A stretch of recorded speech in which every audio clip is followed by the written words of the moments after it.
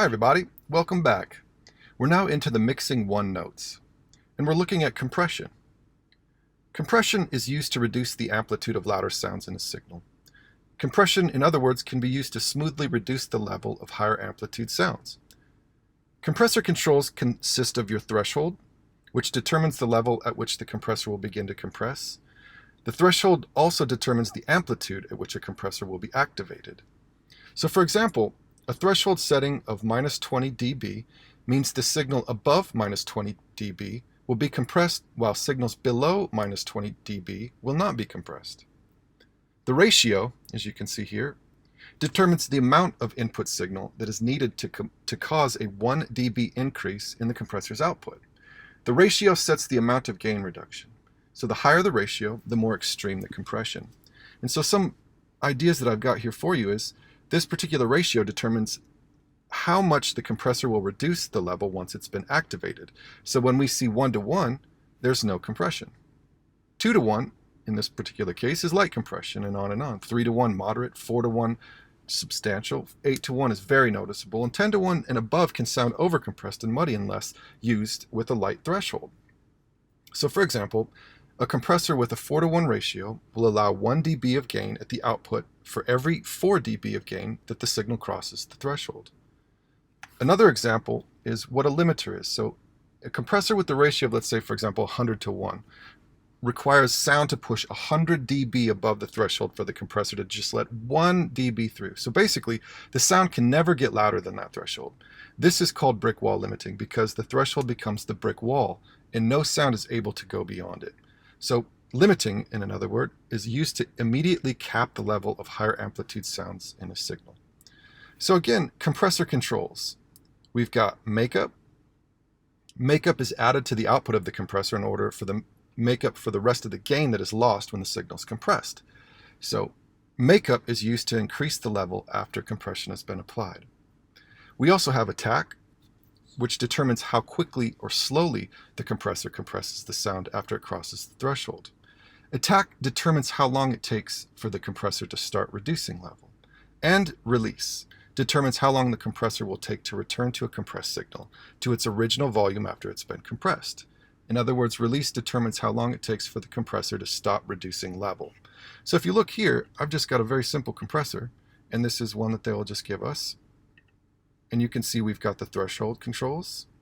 And if I've got my threshold set to 0, obviously we're not using the compressor at all. And of course, as I inch that in, I'm ducking the signal back, essentially. So ratio also set, so we can set our ratios all the way up to a limiter if we decided that that's what we wanted to do, or just lightly compressing from 2:1, 4:1 or so. On top of that, we also have our makeup gain, and we have our attack and our release of what we just covered. Looking at equalizing. Logic's parametric EQ, as you can see here, we've got all of our filters and everything else, and it might be somewhat confusing, so let's just roll through exactly what this is. As you can see here, our human hearing is 20 to 20,000, so we look at our frequency ranges, which is the audio range that can be broken down into different frequency ranges, of course.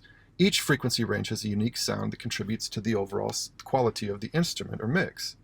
So we have low frequencies, 20 to 250, lower mid-range frequencies, 250 to 1K, upper mid-range frequencies, 1K to 9K, and higher frequencies from 9K to 20K. So what are shelving filters? Shelving filters boost the level of the low frequency or the high frequencies. Shelves have a corner frequency that determines where the shelf starts working. And so as you can see here, I've got a nice shelf starting here about 200 or so, and then slowly ramps up above 100 down to 20. And then in this case, you can see here, I've also got a shelf in the highs, ramping up past 20K there.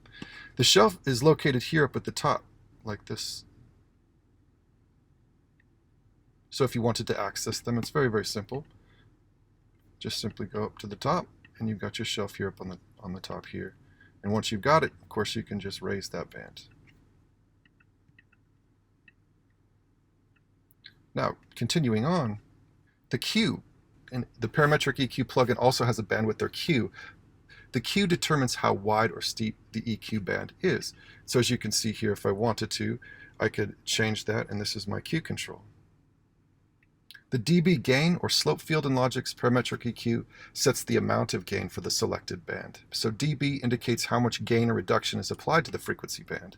So if I was again to look at this, you could see here where you see dB, if I went up or back down, I can boost or reduce. Same goes true here on either side. And peaking filters. Peaking filters create a peak or a trough that could be used to boost or cut the low mid-range frequencies and the upper mid-range frequencies. The peaking filter has a central frequency that determines where the center of the trough or peak is located. They also have a bandwidth or Q that determines the width of the peak or the trough. And you'll see that they're located up on the top. And I'll show that here to you as well. But that also will allow you to be able to have some really great control over all of these different bands. And you see we can access these controls. If I decide to, if I wanted to boost any of these in the mid-range, I could. We have a total of 4. And so it's up to you to have some fun with that. Now, a filter is used to increasingly cut the amplitude of a signal above or below a set frequency. So what is a filter used for? I think one of the best ways we could look at this is when we talk about frequency masking. Frequency masking occurs when 2 or more instruments are played together. If one instrument is stronger than the other in a particular frequency range, then the frequency range becomes harder to hear in the second instrument. So examples, high frequencies in the cymbals mask high frequencies in the vocal. So one of the things that we could do maybe potentially is we could use maybe a cymbal. I could take and use these filters to duck some of those highs, so that on another EQ maybe I could have my vocal do just the opposite, where I bring those highs out and maybe they won't clash together. Another thing that's really nice is maybe I could take all of those lows out on one of them and I could leave all of the lows in, adding a lot of depth for a kick drum and maybe a bass. So the low frequencies found in a bass can mask the low frequencies found in the kick drum. So maybe that might be the magic trick for you to really bring out that nice punchy kick and have the really low and beautiful warm bass without this. Maybe potentially they wouldn't work together. So high-pass filtering, I think, is something that we'd like to bring to you because it is so valuable. A high-pass filter is an equalizer that filters out low frequencies and allows high frequencies to pass. High-pass filters have a cutoff frequency that determines where the filter begins to take effect. And so as you can see here, I've got my high-pass and I've got my filter set. The filter slope determines how quickly frequencies are attenuated from the cutoff frequency. Filter slope is expressed in decibels per octave. So for example, 12 decibels per octave, or in this particular case, I've got it set to 24 decibels per octave. So to apply high-pass filtering in order to remove unwanted low frequencies from tracks, it's very, very simple. You just lock in your high-pass here. You could also do the same thing with the low-pass filter if you want it up on the top. Really, really easy to use and very, very valuable. Removing unwanted low frequencies creates room in your balance for instruments with valuable low information. High-pass filtering may not be necessary for basses and kick drums, but what we could do is have a different way that we are setting our EQ or our cuts set for each one. You never know. There are no rules, but at the same time, I think that you'll find that filtering can really, really help you when it comes down to, very dense mixes in terms of, problems with frequency masking. Another thing that we could do with frequency is we've got exciters or the sub-bass plugins in Logic, and exciter or sub-bass synthesizes additional frequencies above or below the signal. And so you can find this here in Specialized in Logic. And Logic's plugin examples are, for example, the exciter. And I've got an example here just, with a very simple bass line. Let me just kind of show you what this might do. It's really kind of fun. So here's our wow bass. And on the wow bass, what I'm going to do is I've got this exciter, the one that I just showed you in the notes. And I've got the harmonic set to plus 134, you see, and I've got different color that we can pick from. But it really, really helps. And so in this particular case, what I'm going to do is take out, in this set, I'm going to bypass the plugin. And let's just listen to what this bass sounds like.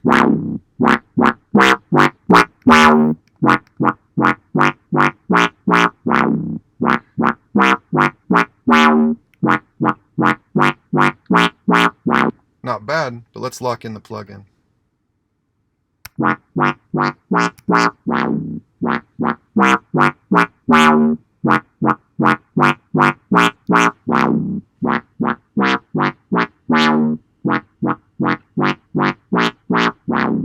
really brings out a depth. And hopefully you're listening through headphones, you'll see, the width is definitely changing. And what we're doing is we're adding these harmonics, as you can see. And then, of course, most importantly, we've got access to different color.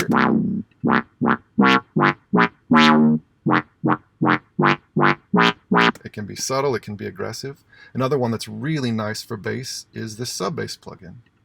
As you can see here, access to bandwidth, we've got our dry output and we've got our wet output. We can set to our frequency mix, and I'll show you exactly what this might do. It's really fun. First, I'll just bypass it. And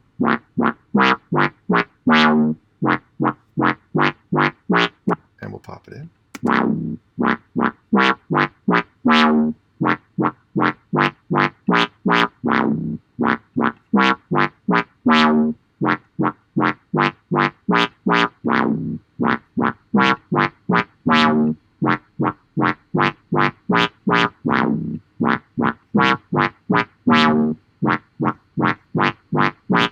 A lot of fun.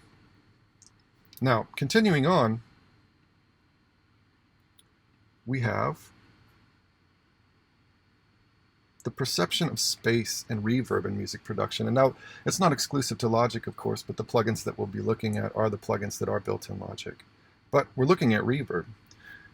One thing we want to talk about is we understand direction of sound, but our brain and ear combine to help us perceive the size and physical characteristics of a room or an acoustic space. And so with a piano, for example, or drums, that's a very important aspect to what makes that instrument sound natural. When a sound is made, a perception or a percentage of the sound reaches the listener, and the larger portion will fill the room, bouncing off walls, computers, and also being absorbed by couches, pillows, carpet. When we work with MIDI, we must create these spaces or reflections with the digital plugin like the Space Designer or Logic Pro because, like I say, with the piano or with some of these drum sounds and things like that, that's vital. We need that in order for it to sound natural. The time it takes a reverberating sound to decrease is called its decay time or reverb time. So time or decay time determines how long it takes for the reverb effect to stop. Color determines how the reverb reacts to different frequencies. Our brain can tell the structure of the room based on these sounds, and effects can help create these sounds and perceptions. Many producers digitally simulate these reflections with impulse responses or digitally recreate these spaces. Reverb is used to emulate an amalgamation of indistinguishable echoes within a space. Pre-delay determines how long before the reverb effects start, and in the example below, the pre-delay is set to 8 milliseconds of pre-delay, as you can see here. Wet, dry, and you can see a lot of these plugins will have those same settings within Logic, determines how much of the reverb effect is being used, and you'll see that's a big part of the color that you'll be playing when you're actually mixing and mastering. You're going to be hopefully being able to utilize this in a very tasteful way. In the example below, the wet, dry settings are located at the bottom right of the Space Designer. I've got the Space Designer set here, and what I've done is I called up a piano part. Now that piano part, as you can hear, without anything, I'm just a very simple cut on the piano.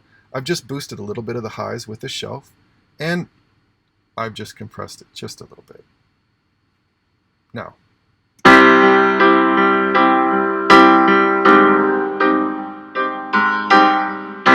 sounds okay, but when I stop it, you know it's MIDI. We have no reflections. What can we do? Well, what I've got here is the Space Designer. And so the Space Designer in this case, I've simulated a nice hall. The nice hall I've got here in a preset in the medium spaces. And you've got tons of presets to pick from. It's a lot of fun. So just think about being able to put a room around certain sounds that you have. Now, I've got this piano part going through this nice hall.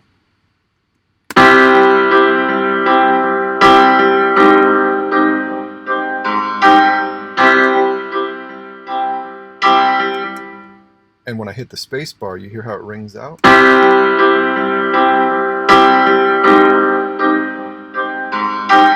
That's key to the simulation. That's key to us feeling like that piano was being recorded within that space, of course. But with that, understanding our decay time and putting that within our recordings, I think we can make it or break it. If we put too much in there, of course, we run the risk of sounding somewhat muddy, right? Continuing on to delay and the basic parameters of delay.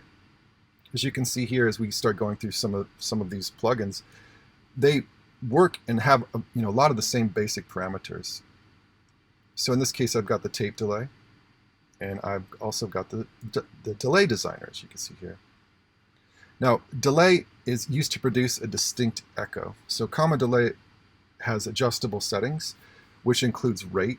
We can do this within our grid. We can set this to 16th note pattern, a quarter note pattern. We can do whatever we decide we want to do. And so, of course, very important for us to understand musical theory and rhythmic theory, of course, because this is going to really help us hopefully create some really nice patterns that can intertwine within our electronic pieces. Depth determines how much the delay time changes in the modulation effect. And so as you can see here, very similar aspects of that wet and dry that we can pick from in this case, and really, really simple to use, as you can see. And on top of that, we also have our wet and dry, which determines how much the delay signal is heard in the modulation effects, of course. And noting that wet and dry are level, color, time or duration, feedback generally apply across all delay effects, I think is very important to note, because when we start calling these up, we're not going to be afraid of any of these controls. They're all going to react fairly similar, and you're going to see that whether it's called a different name or not, you're going to see that they're working with the same idea. Time controls, understanding the feedback controls, our dry versus our wet aspects, and then some of them actually even have some modulation fun that we can mess with. Continuing on with this example of our delay, what I've got here is just this nice little slide guitar, just a simple slide.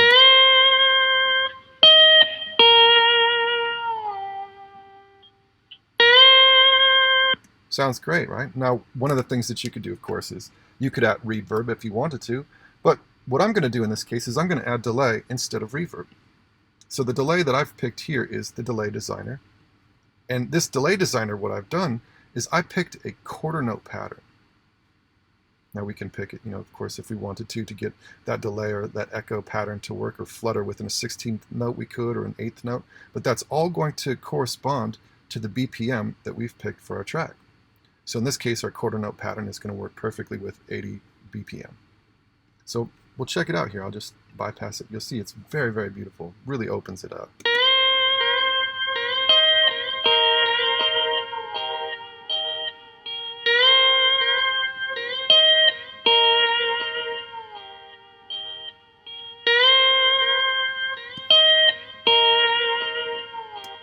Now I'll bypass it.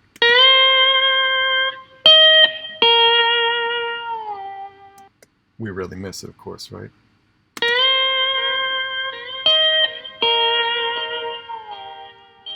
Now, I wouldn't put delay on every single track, of course, but there's a few things, boy, that really adds a beautiful quality. So I hope that's something that you can utilize as far as your delay is concerned.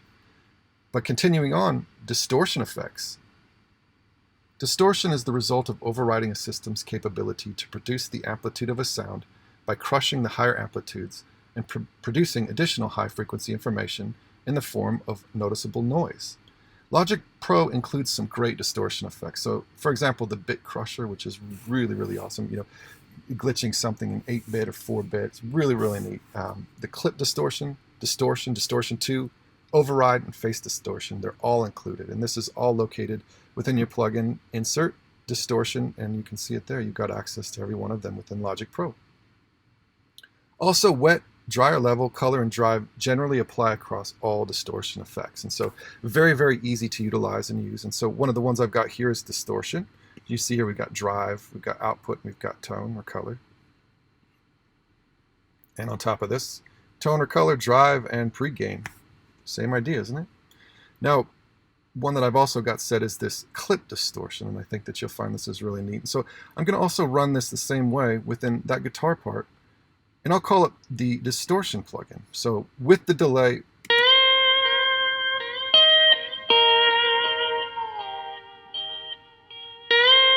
now let's call in the distortion.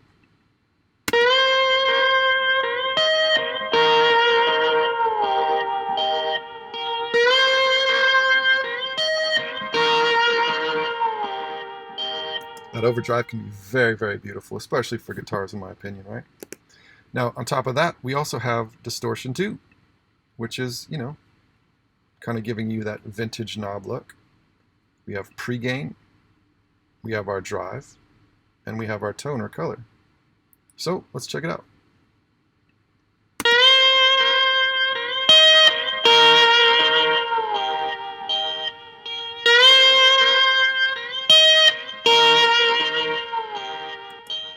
Not too bad, right? Another thing that I do have to point out is within Logic that's built in, if you really do want to create some distortion, another great way to do that is within your amp designer and your pedal board. The amp designer gives you access to be able to pick any amp head and cabinet that you decide that you want to. So in this particular case, I can change out any amp, and I can change out any cabinet. So let's say, for example, you wanted to get a 412.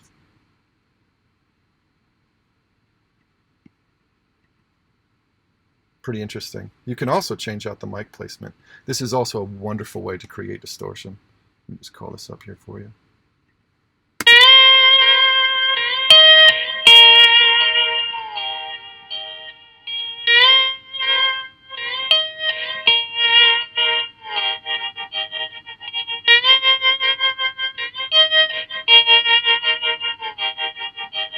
And one of the things you'll notice too is I'm bringing in effects and modulation effects. These are all built in within the amplifier in itself. I think could be, you know, wonderful, bringing out some, you know, great qualities, and especially if you're bringing in a guitar with a, you know, a clean signal and you don't have an amplifier. Wonderful way to go.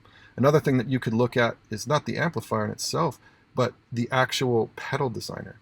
We can call up some pedals, and if we wanted to create some distortion, we've got access to, you know, a lot of fun stuff, fuzz stuff, monster fuzz, foot pedals. You can pop this in as many as you want. You know, the sky's the limit. It's a lot of fun. I hope that helps. Now, continuing on, modulation effects. Modulation effects are a particular category of audio effects which modify the sound in a certain way by adding a time-delayed version of the sound to itself and then varying the size of that delay over time. Logic Pro includes some great modulation effect inserts, including chorus, ensemble, flanger, microphaser, modulation delay, phaser, ring shifter, the rotator cabinet, which is simulating a Leslie, scanner vibrato, spreader, and tremolo. And that's all located here within the modulation insert. Wet, dry, or level, depth, rate generally apply across all modulation effects. And below are a few examples, as you can see here. Tremolo, modulation delay, flanger, chorus, and phaser. And you'll see here a lot of the same controls. Really very, very easy to use and a lot of fun to just kind of mess with, you know, and I think that you'll find that, you know, it really helps you experiment with tone. So one of the things I've got here is set up. I've got a nice little Rhodes part. Nothing to it.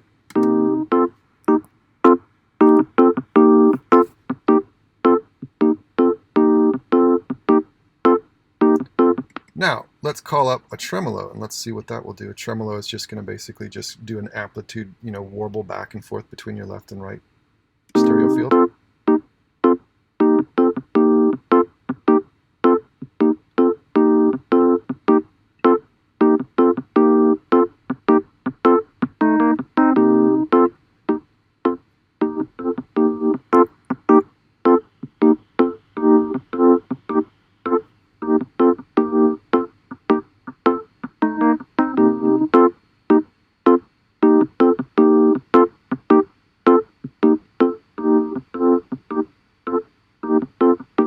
I don't know about you, but if it's not there, I really miss it. I love how tremolo sounds on a Rhodes for sure. One of the interesting things that I like to point out is that if you call up the Rhodes sound in itself, tremolo is built in. So is phaser. So is overdrive or distortion, and as well as EQ and chorus. Pretty cool, right? Now, if we wanted to, we could customize on top of that. We could use this flanger instead of the one that's built in the actual instrument. Isn't that great?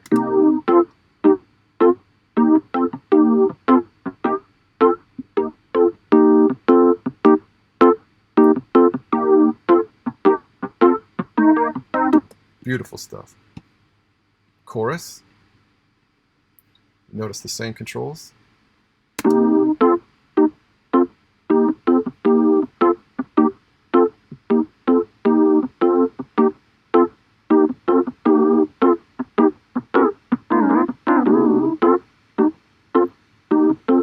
Boy, we could sure lose it, right? Less is more, a lot of these modulation effects.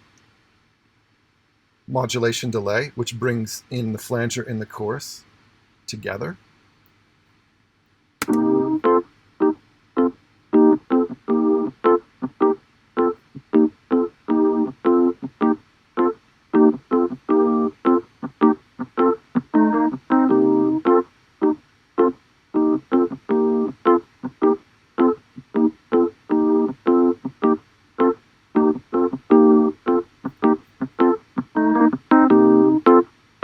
Boy, you miss it when that's going too, don't you? And the phaser, last but not least.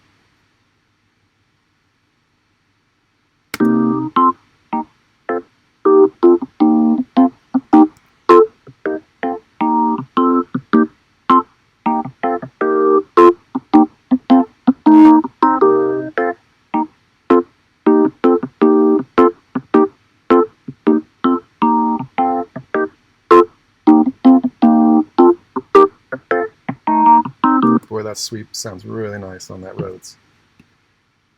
So, within the modulation effects, I hope that gives you some ideas as well. But very, very simple, rolling through, again, very quickly, but hopefully that gives you some ideas within the mixing and within, hopefully, very simple stuff in terms of modulating some of your sounds and then also creating some really interesting effects to bring your electronic pieces to the next level.